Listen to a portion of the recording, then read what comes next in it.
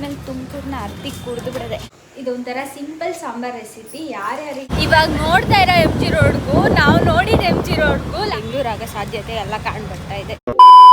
Hello guys, welcome back to Sahana Rajya YouTube channel. ನೆನ್ನೆ ಒಂದು vlog upload ಮಾಡಿದ್ದೆ ವರಮಹಾಲಕ್ಷ್ಮಿ ಹಬ್ಬದಲ್ಲಿ ಕಜ್ಜಿಕಾಯಿ ಹೇಗೆ ಮಾಡ್ತಾರೆ ಅಂತ.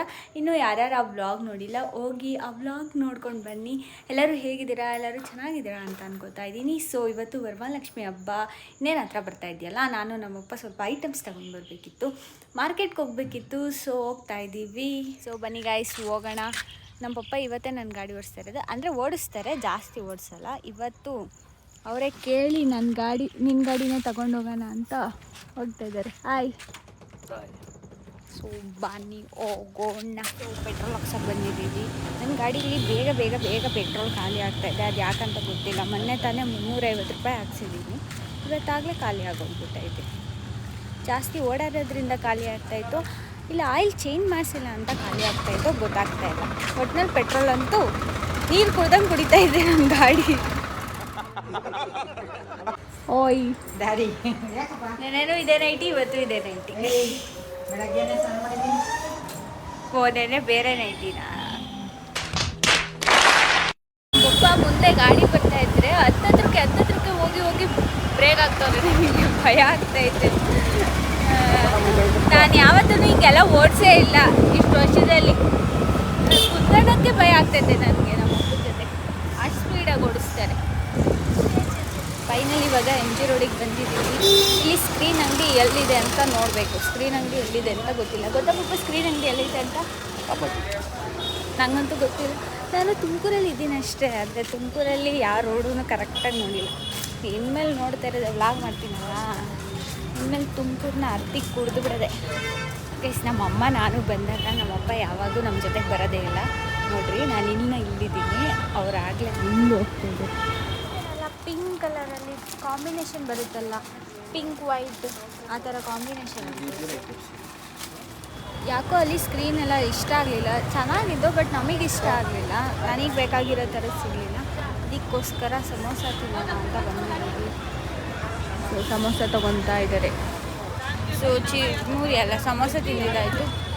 ಇವಾಗ ನಾನು ಹಬ್ಬಕ್ಕೆ ಸ್ಯಾರಿ ಮ್ಯಾಚಿಂಗ್ ಒಲೆ ತಗೊಂಡು ಅದಕ್ಕೋಸ್ಕರ ಹೋಗ್ತಾ ಇದ್ದೀವಿ. ಆದರೆ ಎಲ್ಲೂ ಇಯರಿಂಗ್ಸ್ ಅಂಗಡಿನೇ ಕಾಣಿಸ್ತಾ ಇಲ್ಲ. ರೋಡಲ್ಲಿ ವಾಲೇಶ್ವರ ಅಂಗಡಿನೇ ಕಾಣಿಸ್ತಾ ಇಲ್ಲ, ಎಲ್ಲೂ ಕಾಣಿಸ್ತಾನೆ ಇಲ್ಲ. ಮತ್ತೆ ಎಲ್ಲಿ ತಗೊಳ್ಳೋದು? ಇಲ್ಲೆಲ್ಲೂ ಫುಟ್ಪಾತ್ ಅಂಗಡಿನೇ ಇಲ್ಲ. ವಾಲೇಶ್ವರ ಮಾಡ್ತಾಯಿದ್ರು, ಇಲ್ಲ ಚೆನ್ನಾಗಿ ಮಾಡ್ತಾಯಿದ್ರು, ಆದರೆ ನೋಡಿದ್ರೆ ಇಲ್ವೇ ಇಲ್ಲ. ಇವಾಗ ಬೇಜಾರಾಗ್ತೈತೆ. ಪಾಪ ಆ ಥರ ಎಲ್ಲ ಮಾಡಬಾರ್ದು. ನಮ್ಮ ತುಮಕೂರು ಸದ್ಯದಲ್ಲಿ ಬೆಂಗಳೂರಾಗ ಸಾಧ್ಯತೆ ಎಲ್ಲ ಕಾಣ್ ಬರ್ತಾ ಇದೆ. ಯಾಕೆಂದರೆ ಸಿಕ್ಕಾಪಟ್ಟೆ ಟ್ರಾಫಿಕ್ ಆಗ್ತಾಯಿದೆ. ಸೊ ಇವಾಗ ಏನು ಮಾಡೋಕ್ಕಾಗಲ್ಲ, ಮಾರ್ಕೆಟ್ಗೆ ಹೋಗ್ಬೇಕು. ಬಂದಿದ್ದ ಕೆಲಸ ಏನೂ ಇಲ್ಲ. ವಾಚ್ ನಂದು ವರ್ಕೇ ಆಗ್ತಾಯಿಲ್ಲ. ವಾಚ್ ಆದರೂ ತಂದಿದ್ರೆ ರಿಪೇರಿ ಮಾಡಿಸ್ಬೋದು. ಇವಾಗ ನಮ್ಮಪ್ಪ ನೆನೆಸ್ತಾವ್ರೆ. ಚಿರ್ಮುರಿ ಬೇಕು ಅಂತ ಕೇಳಿದ್ದೆ.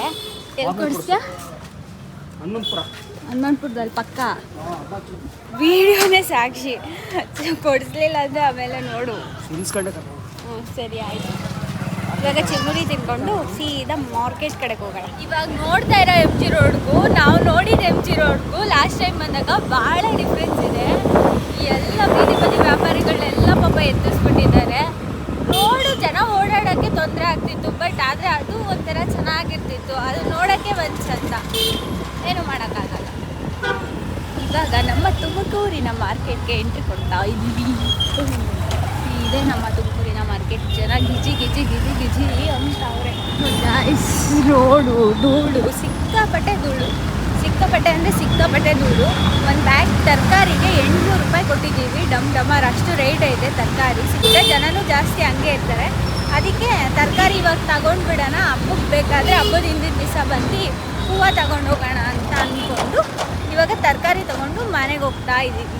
ಸೊ ಮನೇಲಿ ಸಿಗ್ತೀನಿ. ಮತ್ತೆ ದೀಪಕ್ಕೆ ಹಚ್ಚೋಕ್ಕೆ ಪ್ಯೂರ್ ಗಾಣದೆಣ್ಣೆ ಬೇಕಿತ್ತು.